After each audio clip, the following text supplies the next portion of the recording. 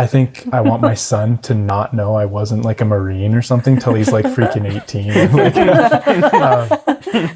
because I think if that answers your question, then 100%. I think it's going to be a little bit different because Poppy knows right now she can get me if she gives me her little eyes and says please. Then I fold right away. Like the please does get him every please, and it's only like exactly.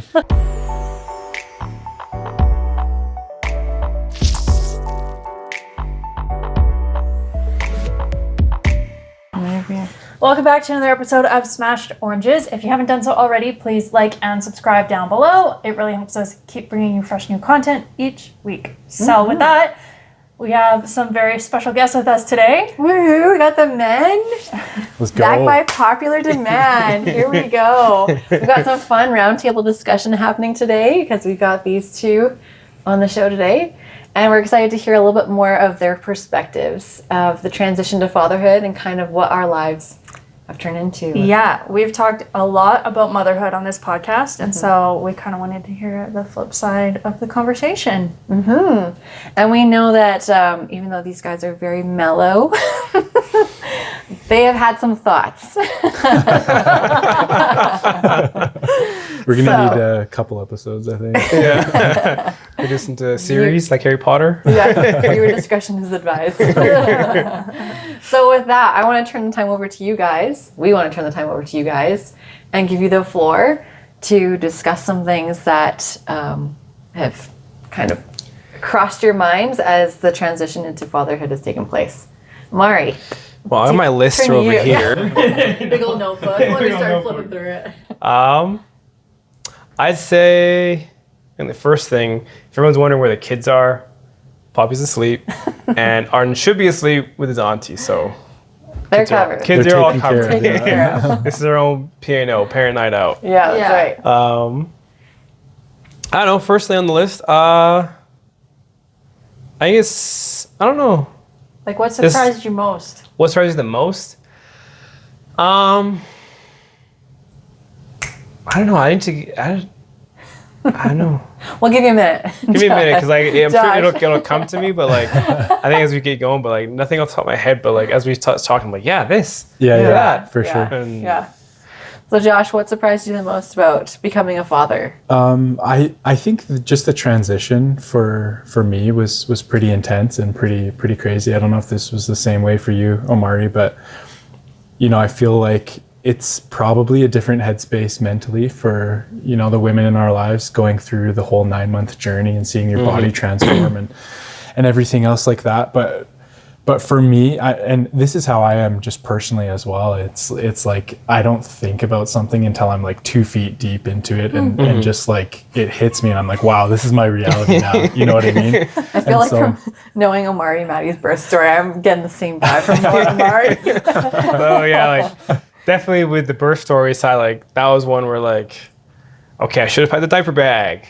I guess we're on like, okay, so we packed it, now we're there, and like things were progressing, and then they like took that turn. I was like, okay, like, well, we're in this now, and like we're in the OR and everything. So like definitely there's those realities there, and like I know like on the birth side that was like one journey that we went through and everything, and like it's nice that we've like processed it out. Mm-hmm. But you weren't prepared for it, that's for sure. Hey. It was. We weren't. We weren't prepared for it, but like I was always like one like just to adapt, like whatever situations adapt, right? And do you feel like that's kind of been the same for you, just like adaptation as it's gone? Yeah, because I was gonna say like the morning after, or I guess the morning of the birth, for me especially, it just like everything hit me, and I remember specifically my first thought being like, how am I supposed to like survive, function, or like, I don't know, how am I supposed to continue on with like a job after this? And just like, and I feel like it was that lack of sleep too, like just getting to me and just feeling like my walls were crushing me. But like you said, I feel like you just like adapt to the situation and just go with it. And that was surprising to me that I could do that. How long did it take you to feel like you were starting to adapt? Because I feel like Maddie and I have talked, we were a little bit in like a postpartum bubble of like, oh, we have our babies now, we're not pregnant, that's great. But I think like you're saying that transition feels a little bit more surreal as the father. You're like, oh crap, like now I'm kind of responsible for our little family a little bit in a different sense. Yeah. So how long did it start to like sink in I and would feel like more natural for you? Yeah, I would say just a few days, honestly, for that part. But that did remind me, thanks for bringing that up, that like I think like the fatherhood aspect of like taking care of a family, that did come sooner, I think, because we tried for quite a long time. And I remember specifically thinking at times of like, man, my job sucks right now, and then just realizing like you do this for family. And I think adding a child into the mix really hit it home for me, that like no matter how hard it gets, like this is what's helping provide for a family. And so I think that part was there as a base. But yeah, just dealing with the fact that, you know, freedoms are being taken away. I don't have to tell you guys this, but you know, just losing bits and pieces of freedoms here and there.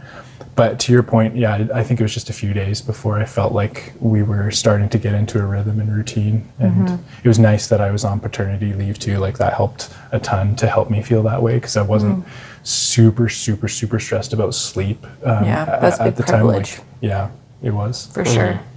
I want to. Yeah, I kind of want to hear your same. Yeah, it was the same in the sense where like, as we're leading into it, that whole side of like, hey, like, I want to be the provider and like get things going, and like that was definitely one area that was on my mind, and I just knew like whatever I do, I have to win. I have to win at it, just so that way then like the wins lead to success, and the success will lead to then the ways to provide for the family in different ways. And so that's been a thing now where like everything now, since I'd say really like 6 months out, 6 months when you're pregnant, that's when things are like, okay, like whatever I'm doing, I need to like win. It can't be like a trial run or like, oh, I'm just trying this out. Like, no, like bump it up a notch. Has to work, has to win. All these efforts got to really come forth. Yeah. So that's one thing now where like everything I do now for like me professionally, even like maybe there's some hobbies too, like it has to be a side of like, hey, whatever I'm doing, it has to like win or like be worth it. Priorities. I like that. Priorities, because you know, I think right now, I think we're all at stage 2 in our family where like the kids are into a lot of fun age. That 1.5, you know, just shy of 2 is like really fun age, because like they can do things, they can see things, they can like, you know, they're really copying what we're doing. So like ensuring that we're trying to be the best version of ourselves, but as well, I'm like, so it's a very easy time to enjoy. So that's great. it's a pretty cool place to be. Scary, but I mean, sure, but like, I mean, I think it's a good example to also show for and do for the family, and then like, I don't know, finally like my turn to like do that, which I think is like, you're like laying the groundwork for what your family dynamic is kind of going to be, and the example of providing and things like that. I want to ask both of you, I feel like in the motherhood social sphere, there's a lot of talk of like what women give up and all the work that we do within the home typically, and like the child rearing and stuff like that. A lot of it does fall on the female shoulders. Do you feel overshadowed by that? Because I know that Maddie and I have briefly touched on that it would probably benefit a lot of men to talk more and give more basically kudos to men for like all the things that they do, and especially providing. Do you feel like that's something that you've received, or what are your thoughts on that?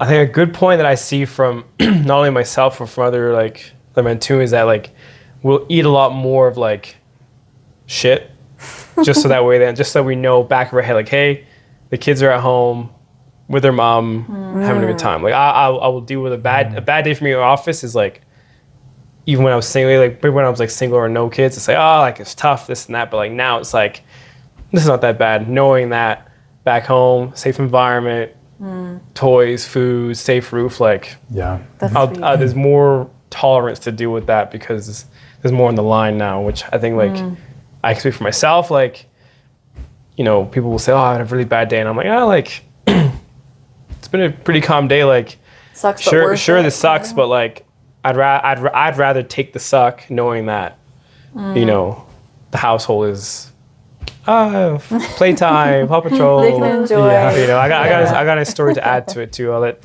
Josh fill in his point there. Yeah, for sure. I feel like I feel like, yeah, to your point, like, I think present fathers could receive a little more recognition for sure. And don't get me wrong, that's not to take away from mothers at all. But I think it's just a generational thing. I don't know if you guys feel this way, but like it's so much more common. I've seen like jokes about it where, you know, a mom takes her kid to the pool and there's actually a bunch of dads there with their kids as well. It's not just the moms there hanging out, you know, and I do think that does take a lot of energy and a lot of attention and consciousness, because, you know, there's the age old like stereotype too of like, oh, dad wants to come home and just like go down to his man cave or something and just like, you know, take a load off from his hard day. So to go to your point, Omari, like I feel like my perspective has changed in that sense of what is hard and what isn't. And I love coming home to Poppy in that sense. But yeah, to go back to your question, I feel like, I think dads could use a little more kudos in that sense. And the story I had today was when I drove for like today, when we were getting ready for today, I had to pick up from work from you, drop off my aunties, get the crib and everything, and get the cameras too. But when I walked in, I brought a nice this days gone perfect was like coming to see the new paintings you did for them with the foot paintings. Yeah. And like seeing that, and I was like, that's pretty cool. And like I like seeing that, just like even though the day wasn't like bad in any way like that, like today was like a fine day, it was just like renewed of like It brightened it up, because it's just like, okay, like it's so comforting to know that, you know, I'll go to work, you know, have my day, and then like art and Saturday, there's painting, foot paintings and all that, which is pretty cool to see. So I can speak to that for mine, but I'm sure there's men out there who, you know, have worked either hard jobs, tough jobs, high stress, or whatever it is that you do to put food on the table. Like, you know, there's those days, but it's like to come home and see like there's joy being had because of your hard work. It makes it a lot easier, and I don't think that gets recognized as much because, of course, it's not something you see. It's like we bring it home, and I think the good dads are known to like try and separate it and have those moments, because I feel like I'm home. I'm at work. Yeah, which I find I struggle with, just being like trying to separate it, but I'm sure you do a good job. I try. If anything, you've gotten better at it. It's been a work in progress. It's been a work in progress. I do think you're better at separating. I mean, just for everyone who doesn't know, Omari has the ability to work from home or work from the office. So sometimes he is working at home, which makes it hard to separate home and work. You know, I don't know. Same here with Josh. Yeah. But I do think that you've gotten a lot better at that. Yeah. Over the last being present when you're like around Arden. Yeah. And then also like he's better now at communicating like when he's working versus when he's not working. Yeah. Yeah. Same with Josh. I've definitely recognized that. And just like a kind of a weird little tangent here, I want to ask, since we're approaching the subject of like hybrid work and stuff, do you feel like that's had an impact on your relationships with your kids, just having like a little bit more presence because you have the privilege of being able to have a little bit more like homework time?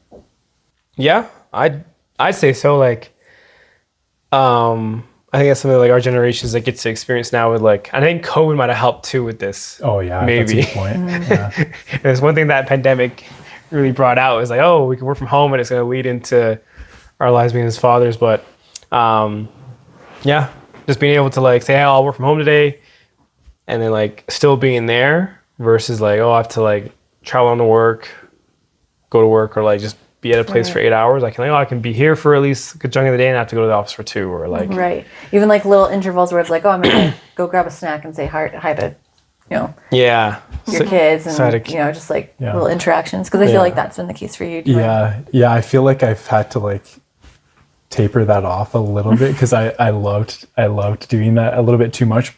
And I say too much because I feel like Poppy's too young to understand that like, oh, dad has to go back to work right now. And so like it's caused a couple meltdowns here and there, which is fine. But like, she's pretty good at it now. Yeah, she is. But I think that helps me too mentally to be able to say, okay, I'm just going to close my door right now and work. But then, to that point, I love like, going up and grabbing a snack, or just going up to see her and just interact that way. And I do feel like that has helped my relationship with her, and back to the paternity leave, that as well. Like, because I feel like we've been able to create like that bond from pretty early on. So it's nice. Yeah, it has been nice. a follow-up question then for both of you is maybe to address like any fathers or partners out there who don't have the privilege of having a hybrid work situation.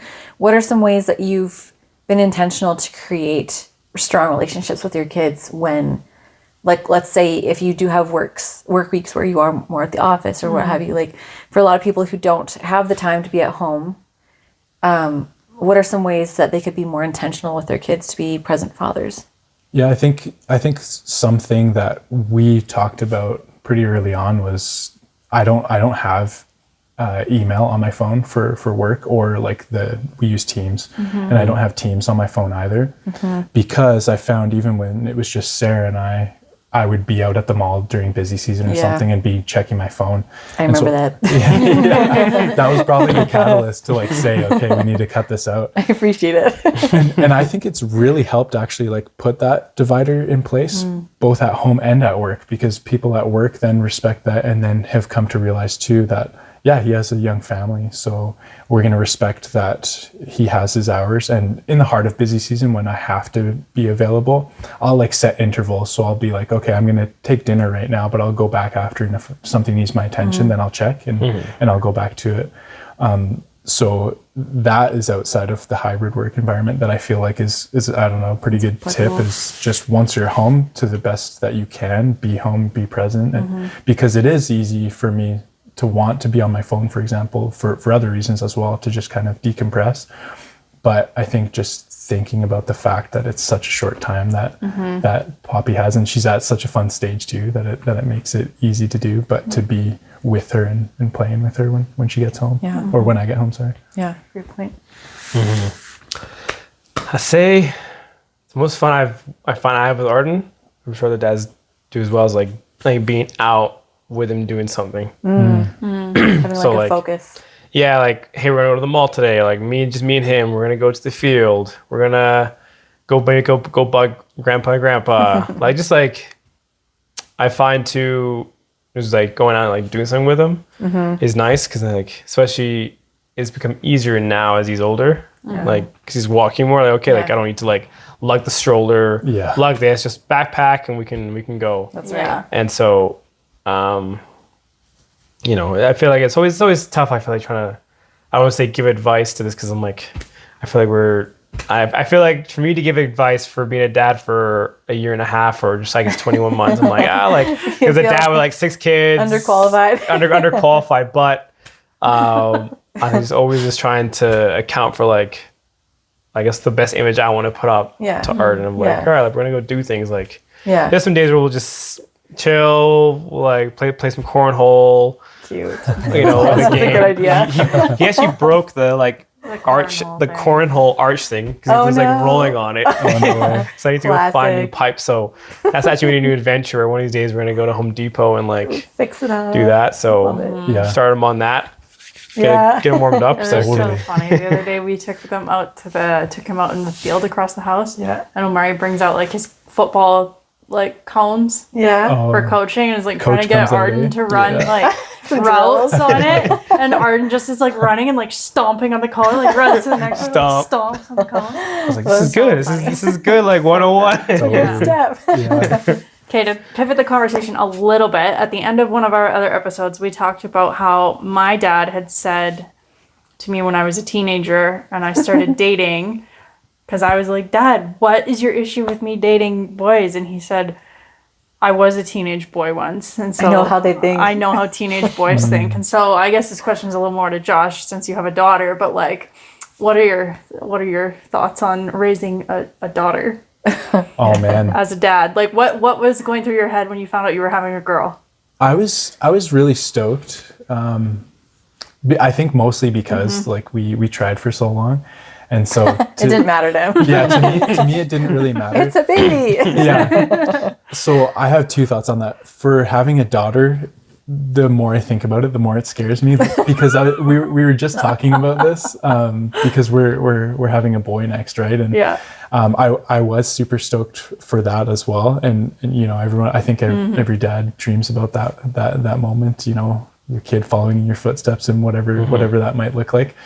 But what scares me about having the daughter is like, I picture myself as a teenager and the things I got up to, and I'm like, oh yeah, I don't really care if my son does that or whatever. Maybe he'll hurt himself or something. But then, worst case scenario, gets a few scrapes and bruises, whatever. But thinking about it for a daughter, I'm like, oh man, like You feel way more protective? way more protective. And like, there's stories about Sarah's dad staying up and sitting on the stairs, waiting for her to come home from, and I'm like, that is going to be me, because I'm not going to be able to sleep until she's home. Like, knowing the kind of crap like I was trying to do, like as a teenager, like, yeah, I don't know. So I think it's just a protective thing for me, the difference there. I got a question for you. So because this is one thing I noticed with my dad me and my brother and my sister, he had double standards. Oh, and like what we were allowed to do and what we weren't allowed to do. Yeah. And he just outright said like, hey, look, like, you're the boys, you're gonna get some advantages, cool. And like to my sister, like, hey, you're my daughter. You're under some restrictions. Might as well too. But that's which gets some favoritism. Like, like she's the obvious favorite, which is fine. Yeah. Right. But my dad was just so clear from the start, like, hey, double standards. And then like, my house, my rules. That's crazy. Do what you want. I remember feeling the same way. Yeah. Is that something you feel like, I don't say you want to adopt, but like you could like lean to like, hey, look, probably implement like take heed from previous fathers or girls, and if they had double standards or not, but like in the name of protection, sort of thing. Yeah, I honestly whatever the reasoning is, because it's your house, your rules. Like totally, yeah. Sure, it doesn't matter. Yeah, I could see that going down. I don't know if I would like straight up come out and say it like that, but I could see it like starting to get in there, and I don't know. But the funny thing is, like, we can just see Poppy being strong-willed. Like, let's call it strong-willed. Oh, yeah. Like Sarah. Oh, yeah. My genetics are coming through, what can I say?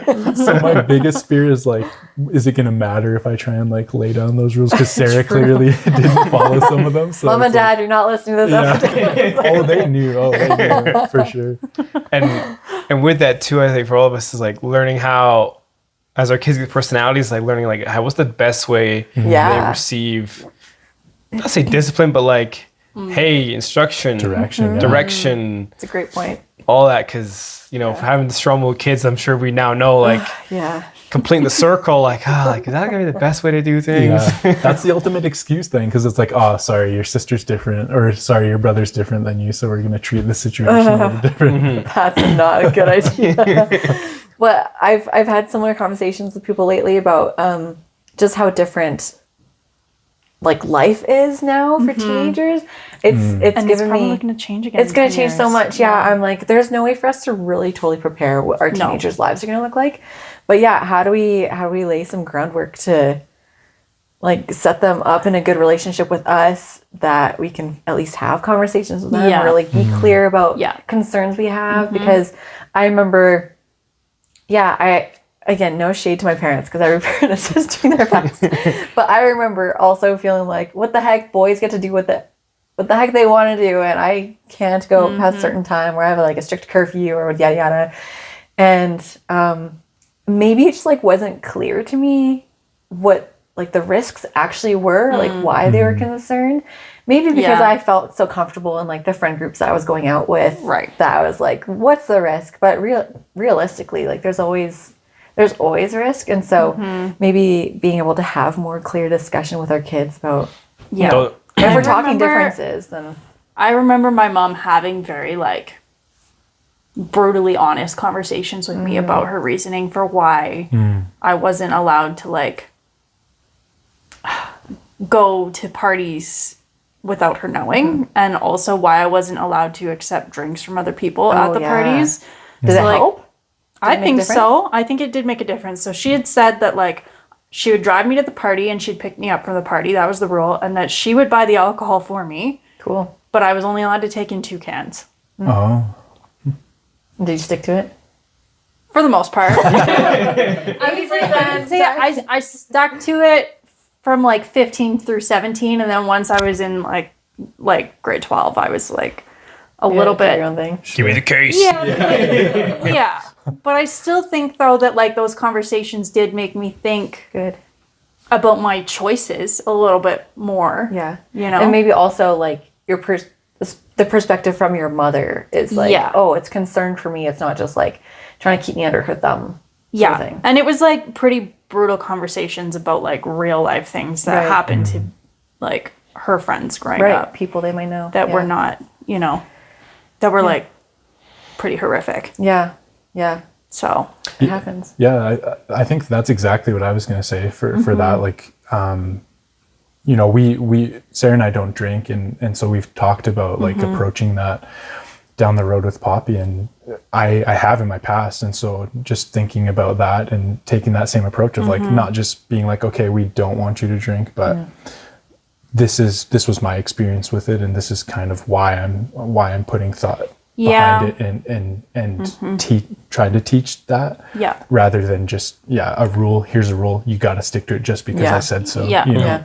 part of me also wonders too, because my parents drink and they still drink, but like more like casually, like they'll have like a glass of wine with dinner, or like if they're on vacation, it's a little more like less casual, but like, Having just got back from Mexico, all inclusive. you know, but like, I think growing up, like I was around a lot of alcohol in the household.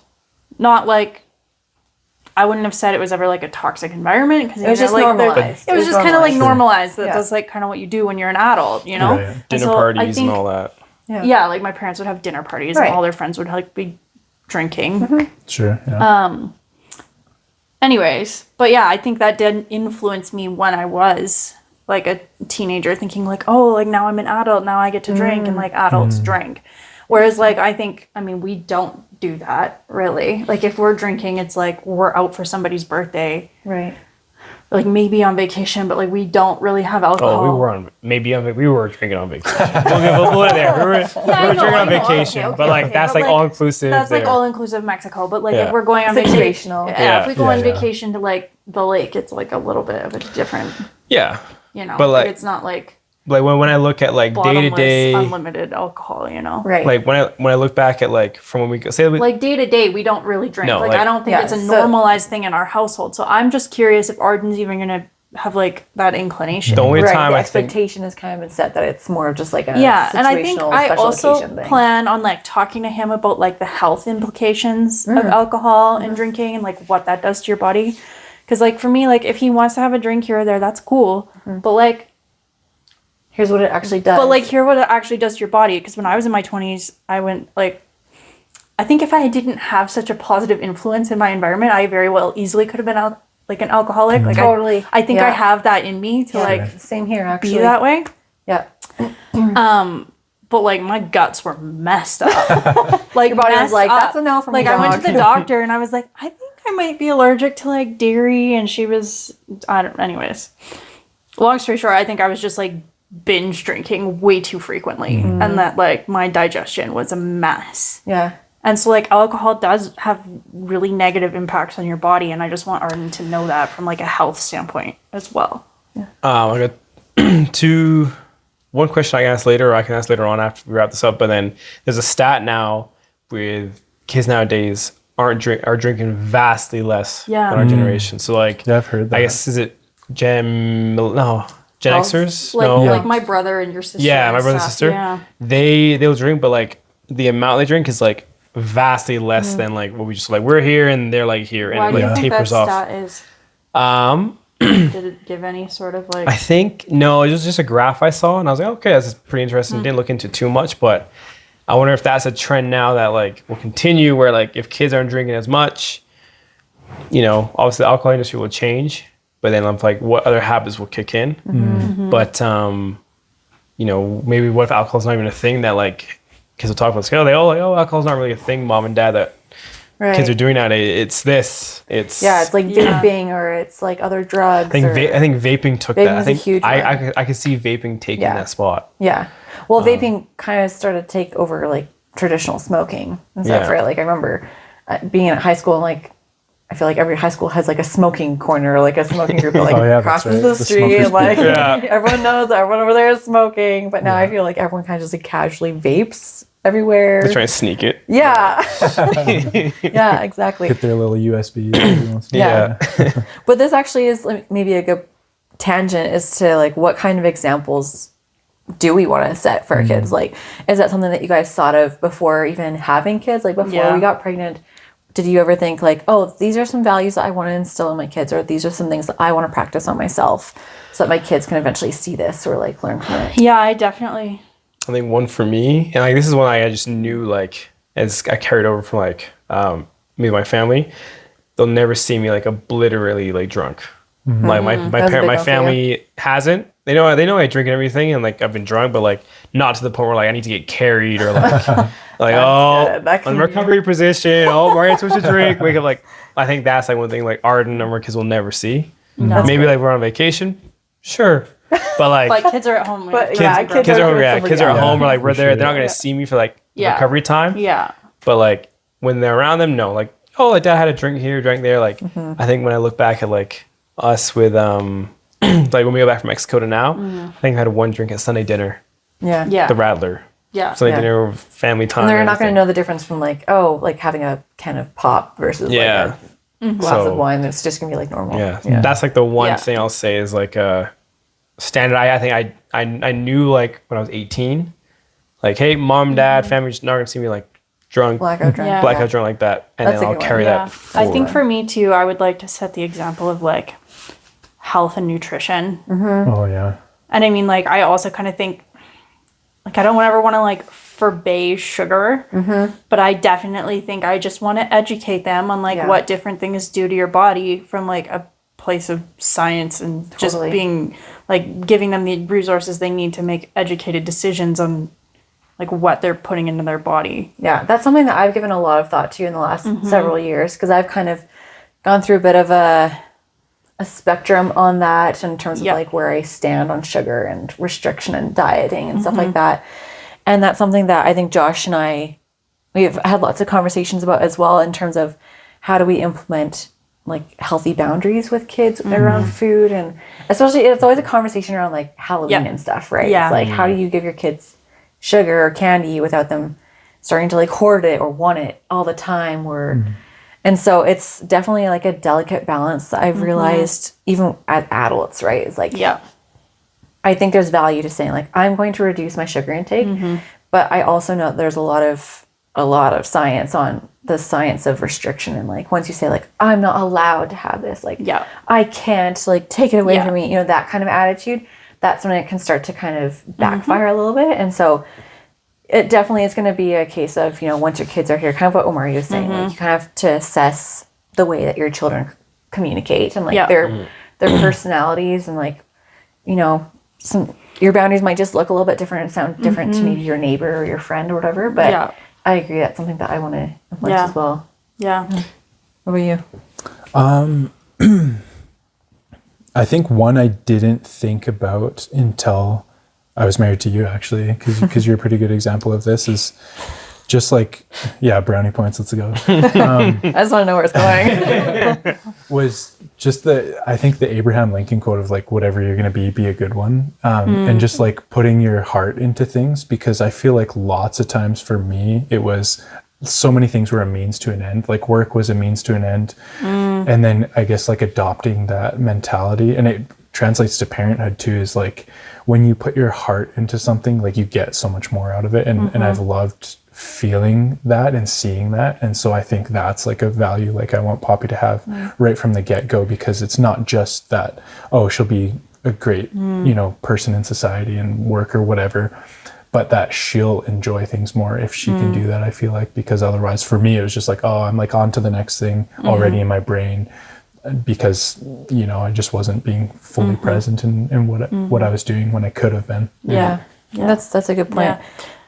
I feel like societally, that's a big one for a lot of people to practice too, is because there's this whole like, you know, work for the weekend. Everyone kind of just has a sliver of like, oh, I'm just gonna drag myself through life until like this vacation or this event or this and that. And so I think that's something that we've talked about a little bit about, specifically something that I tried to implement postpartum was I want my motherhood journey to incorporate more spice to my life.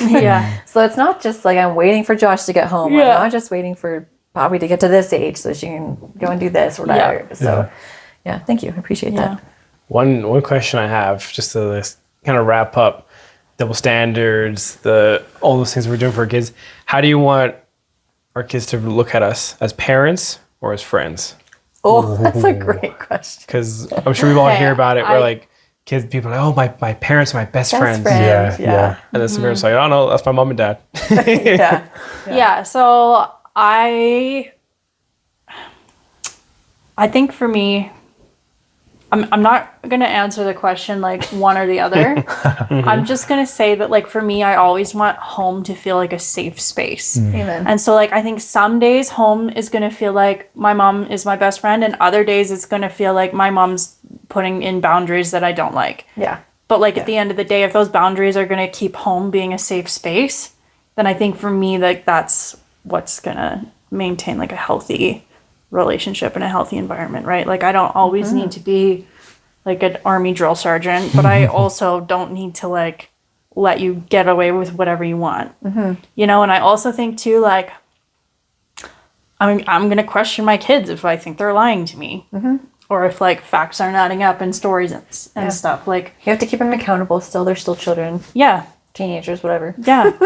And so like I think does that answer your question? I think that's a great answer. Yeah. That's a really great answer. Yeah. I would agree with that. On my Instagram feed, there's this person's story circulating and people kind of like responding back to it with their own experiences. And it's, let's say a daughter wants to have a conversation with her mom and it's, typically like in a longer car ride where they are in confined space for a certain amount of time, where the mom is doing her hair and makeup. And so I heard this story of this daughter who went to go talk to her mom, and her mom's doing her skincare and her makeup, and she's getting to the end of her makeup routine, and the daughter obviously wants to continue the conversation, and the mom takes it all off and starts over. And I was just like, oh, my heart. I don't know if I could have the patience sometimes to be like, oh, okay, I have to redo my thing to sit here. But it did implement it brought the point to home for me. That was like, yeah, that's what I want to give to my children is my availability, or like even when I'm not available, I want to be able to communicate that, right? And just be like, I'm so sorry, like my mind is elsewhere. Or, but let's create the time. Let's create the time and like be really intentional. I also had another friend recently who said something similar about, like physical touch and stuff. Like, I sometimes need to communicate to my children, I'm sorry, you need to tell me sometimes if you need a hug, because my attention is on all these other things. And I'm not able to notice like everybody's needs all at once. And so if that's something that you need, you can like come to me and either ask for it or like, just hug me. And I remember in my life doing that same thing. And I also heard that as a parent, and this is something I want to maybe try to implement as well, is to not be the first one to let go in like a hug or like a bid for that closeness. Like I don't want to be the one that's like shutting it away, because like you're saying, I want to be that safe space at the end of the day, and obviously have some clear boundaries and stuff as the adult of the house. But I think for me that's been something really impactful in my life, that like, man, there's a lot of things that happen in your life, especially as a teenager, where if you don't have that open channel of communication or that safe, secure relationship with your parents, that a lot of stuff kind of goes missed, and you end up having to deal with it as crazy teenager. Who knows what happens, right? And so that's something that I really want to be mindful of. Yeah. But, yeah. I want to hear your answer. Well, this is now where I guess I have relied on my programming as being raised like it's just straight parent. Straight parent. And then this is now where like I look at like how my parents raised me. It was very like, we're your parents. Our job's to obviously care for you, right? Care for you, raise you, and like guide you as best we can, right? But I think there's a time my parents were like, we're not your friends, we're your parents. Like they made that abundantly clear. And it was up until the point of like 17-ish, they started to like relax, because I was getting close to that, like close to 18. Right. And then at 18, they said, now we're more like guides, if anything. Like we try and help you, but like we've done most of the parenting I like that. up front. Yeah. Only really time when they were like really trying to parent me was like if they had the resources, like with schooling after. Like that's when I found like they would like really parent, because like, hey, let's, we save for this, but like our money still on the table, on the line. So like we still have some reserve right. And for me, it was always like, you're in our house still. So like, Right. there's some rule, like they always try to find different ways to like, you know, keep control, but like it was of course different. And like Parents do. as parents do, but like the majority of parenting I found was like done at that point. And then like, like our job now is to really just guide you, I like be a that. soundboard here and there. But I definitely remember like growing up, who was like very parented. And then at moments, I wouldn't say that I like, not that like parents can be friends, but like still my parents were fun and everything. Yeah. You know, So a solid relationship with them. Yeah. I think it didn't.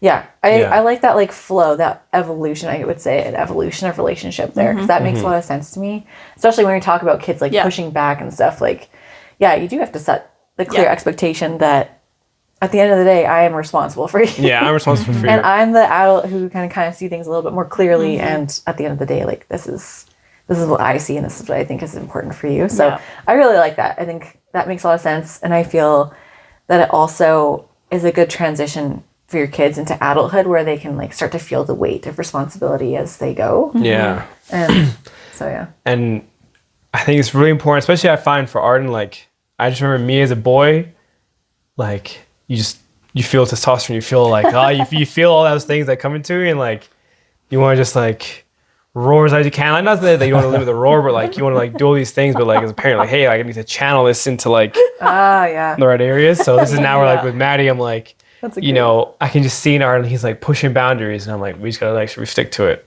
And I'm very firm to like, hey, this is the boundary, we're sticking to it. Right? And like, I've started to realize over the last few weeks that I can't give in to him, otherwise it makes the future battles worse. Oh, yeah. Yeah. right. So I've been better the last We like started to do the but- same thing. But like, I mean, he just kind of hit that milestone. I'd say like what, 3 months ago. Oh yeah. Oh yeah. Yeah. And so like, Exactly. I'd say 2 months in is a good enough time to realize that maybe I should stick to what I mean. Yeah. Well, and that's fair. it's still early. I think that's like a really good lesson that you've. I was listening to a podcast, and this actually has really helped me. And she said that a boundary isn't a request for someone to do something else. It's if you don't like it requires the I see other what you're person saying. to do nothing and you to do something. So for him, I'm like, Arden, let's put our shoes on. Arden, let's put our shoes on. Okay, Arden, if you don't go get your shoes, mommy's gonna come pick you up and we're gonna go put our shoes on. Yeah. Okay, cool. Now we're gonna go put our shoes on. The consequences are clear. Yeah. So I've been like, even though I'm not even 100% sure he understands what I'm saying yet, I've been doing that because eventually it'll just be easier to do. Yeah. Right? It's a I habit, agree. yeah. I've been trying to implement the same thing. I'm like, and we've discussed this before, like our kids understand so much more than we give them credit. Yeah. So even if they don't understand the whole like consequence, thing, they can understand that, mom and dad are saying things for a reason. Here is the reason. If we don't, you start to put the puzzle pieces together. And I've noticed this in Poppy. Josh will attest. Like, so kind of Poppy will be like, huh? Oh yeah, she knows She what knows. she's doing. I'm like, oh girl, I can see it in your eyes. Arden has selective hearing. We will Like, pick you up and put you down She'll now. laugh about it. Like I'll say, "Don't touch the TV," and she's like almost ready to bust her gut as she like reaches for it. And so, yeah, It's just so funny because it's literally like we're dealing with the opposites of like Arden with Maddie, Poppy with you. Like they just know like, oh, mommy will do this. Oh, daddy okay. yeah. Like it's just funny. It's just funny. Like I think Yeah. it's interesting when we have our second, and then for you guys when you have your second out with the boy. Like, are you this one for Josh? Are you interested to see how like your dynamic shifts to where like Yeah. are you going to give that much pull to Poppy versus your son, and like Yeah. how back and forth? It's an interesting one to think about. Yeah, actually, I think I want my son to not know I wasn't like a Marine or something till he's like freaking 18. Like, 'cause I think if that answers your question, then 100%. I think it's going to be a little bit different because Poppy knows right now she can get me if she gives me her little eyes and says please. Then I fold right away. Like The please does get him the every please, and it's only like exactly. Like there's certain things I've kept 100% firm with, but like if she throws that to me, I'm like, oh yeah, sure, you can have a little more milk or like dear. whatever it is. Anything you'd like, sweetie. Yeah. So yeah, I think it is going to be a little bit different for sure. But it's like those moments too where like Could you imagine like the teenage years where she's just like, Dad, please? And you're just like, okay, this one time. Just don't tell your siblings, or like don't tell anyone else. Don't tell mom. Hopefully, I'll be stronger by then. Yeah. We'll see. We're working on the resolve now. Yeah, that's something that Josh and I have talked a little bit about. Is just like wondering what our relationships with our kids start to become as they get older, just because when they're so little, you're so sweet on them, and they're just like your little baby, and you say I love you all the time, you give them kisses all the time, but like at what point do we start to like, are we always gonna be like this because we're just like so obsessed with them, or do we just like age out of it because they're just like, Mom, don't touch me? So it'll be interesting to watch the whole family dynamic shift, especially with new baby coming. So that's so be fun and interesting. exciting. But I think we should end with one more question, but I don't have one in the log. Anyone have a last thought or comment question for each other? Their memorable moment being parented by their parents. Oh. From our parents? Yeah. Like a memorable moment? in the parenting, or just like a nice memory of Either a us nice together? memory or a parenting moment of like, okay, like I messed up. I remember this exact moment of like me getting parented. Oh, that's a good question. All I can think of now is Josh saying the example of my dad like sitting on the stairs and waiting for me to come home. Because for context, I would often, my friend group would just like carpool everywhere. And so often it was like, oh, I'm going to ask so-and-so to give me a ride home, and we're dropping off like 3 or 4 other people, right? So I'm like, I have to be home by midnight. Like that's my curfew. And then, it's like, oh, things take longer because you're chit-chatting or you're dropping people off. And being like, oh, so stressed because I didn't want to call Were home. you really stressed? I was stressed, but also there was a little bit of like, it is what it is. I'm just going to walk in. But also kind of a little bit of annoyance at the fact that it was so hardcore for me. I was like, really? Like, you're not going to give me an extra like 20 minutes to just like come home or whatever. But I respect the fact that my dad would just like kind of pretty silently just judge me as I walked in the door. You're like, I'm gonna go to bed now. But that's honestly the clearest thing. It's just I knew what the expectation was. I think at the end of the day I was like, I know the rule and I know that they're gonna be waiting for me and it's gonna be awkward as heck when I walk in the door, but at least I know that they care. Oh man. Okay, I have 2. One, my family always ate dinner together every single night. And like there was always, my dad's not a huge fan of leftovers, so there was always like a new meal every night, and we were all around the table almost every night. And so like I really loved that and like to carry that forward as like a family tradition. And then as a like, oh, I screwed up. I was in grade 11, so I would have been like 16, I think. And the summer before grade 11, decided I was gonna like start dating this guy who was Not good for you. he was 19, so he was out of high school. He'd graduated.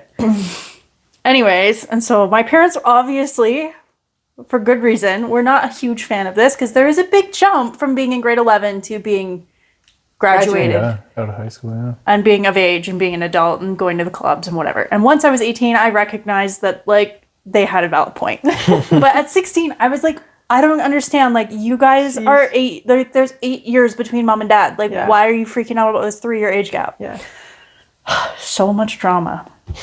Anyway, so they agreed to like that this was going to be okay. But the rules were I wasn't allowed in the car with him. Oh yes. And he wasn't allowed at the house when they weren't home. Oh, you just triggered a memory for me. Sorry, keep going.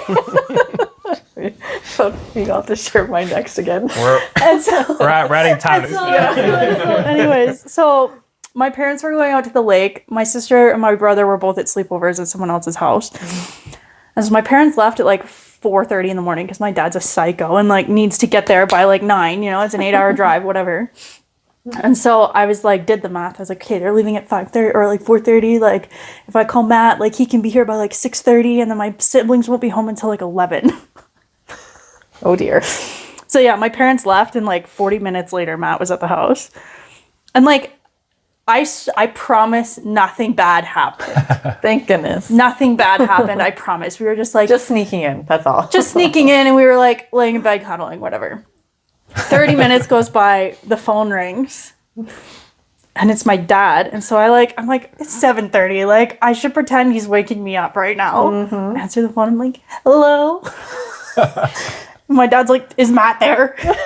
And I was like, or no, he didn't ask that first. He said, what are you doing right now? I said, sleeping. And he said, is Matt there? And I said, he goes, don't lie to me, Madison. Full name.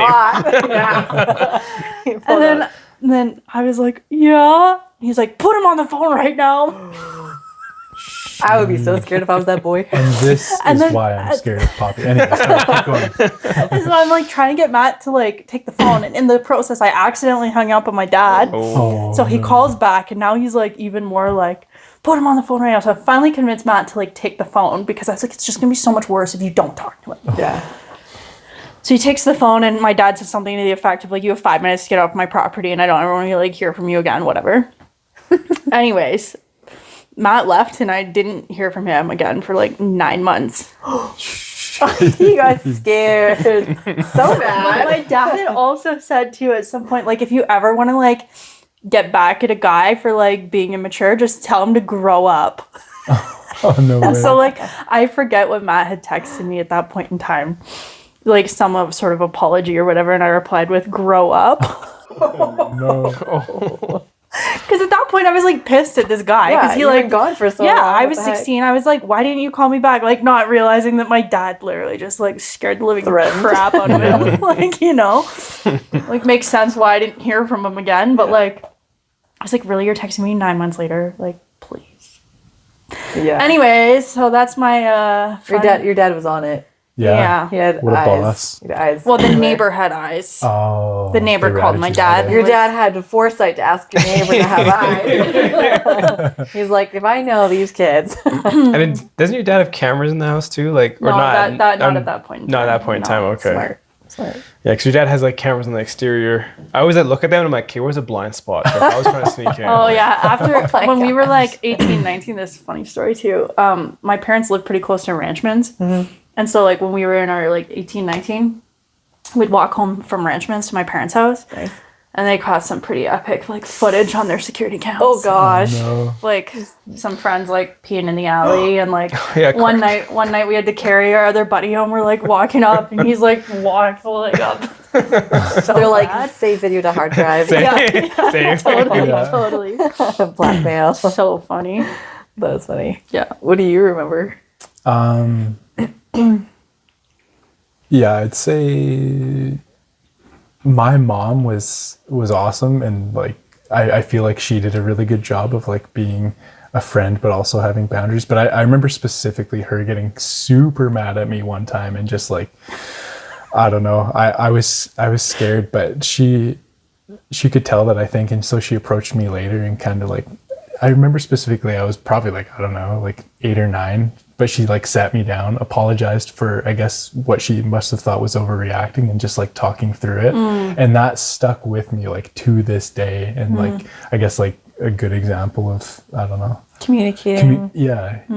And Owning- to your guys' owning it point, up. yeah, and owning your mistakes, being willing to say I'm sorry, because I think that's Yeah. like a common misconception, is that, oh, we're parents, we have to be perfect and like Yeah. set the perfect example for stuff. But it's like, no, Yeah. that's totally not. If anything, I feel like point. we'll be more relatable to them if we share, I guess, in that journey of just being uncomfortable, whatever, making mistakes, whatever it is. But Great point. yeah. Yeah. Your Tamara, turn. you're last. I remember there's a boundary. And I wasn't a kid that like raised my voice to my parents, but I remember like one time my dad was helping me with my math homework. There was like a time like grade 7 math, 6 math. I was like, guys, you need a lot of help. He's helping me a lot. And I was like frustrated. And like my dad was explaining it in a way that I didn't understand, and I raised my voice. Classic. My dad was like, do not raise your voice to me. And I was like, Just that calm. oh yeah, that comes. Do not Wow. raise your voice to me. I was like, okay. And like, I calmed down and everything, but like, that's like one like blaring like memory in my head of just like, whatever, like, just like from grade 7 on, like never raised my voice to my dad in like that tone of like being like agitated. Yeah. So there's this one thing now where like anytime I hear kids raise their voice to their parents, I'm just like, it like triggers a thing in my brain. I'm like, really? Like you're raise your voice to your parents? dare you? How dare you? Yeah. Right? And this is kind of funny because like I know with some family dinners, like, you know, like there's been some instances of people raising their voice. There's been some entertaining family and I've just been dinners. like, I could never. I could never. I could never. Granted, like, I don't say anything because it's not like my house or like the family, but like Yeah. that's just like one thing too. Like when I look at art, I'm like, she's not raising his voice to me, like Oh at boy. all. Like My- that's just, I just remember like it's just like clearly in my day. Like I know the table, I know the area. 133 Tustwood Drive. Like I just memorized the whole thing. My door got taken off its hinges because I wouldn't stop slamming it. So my parents. Did that happen to you? Did Or you your lose the door mom? too? I lost it. Dude, I'm telling you, like so. our experience compared to theirs, this is why I'm scared. It's so different. That is so funny. And I mean, so that's funny. probably isolated to like who you guys are too, but like still. We are two peas in a pod. So I'm not even telling you some of my friends' stories. right, I know. I was like, "Ooh, I've actually got some good ones." Yeah. We'll save that for another episode. Yeah. But Okay, cool. just to wrap up, thank you to our gentlemen here. Thanks, Omari and Josh, for that was joining a us. fun That was episode. fun. Yeah. Really appreciate it. Stay tuned. Father's Day, these two are doing a takeover. Sarah and I we're were going to running take the this day joint. off. Oh, let's Yeah. go. Yeah. But thanks so much for joining us, you guys. Hopefully you've enjoyed this episode. If, again, of course, if you have any comments or questions, if you want to hear from these two, if you have anything specific you want to hear for Father's Day, please let us know. And thank you so much for listening. All right. Bye. Much love.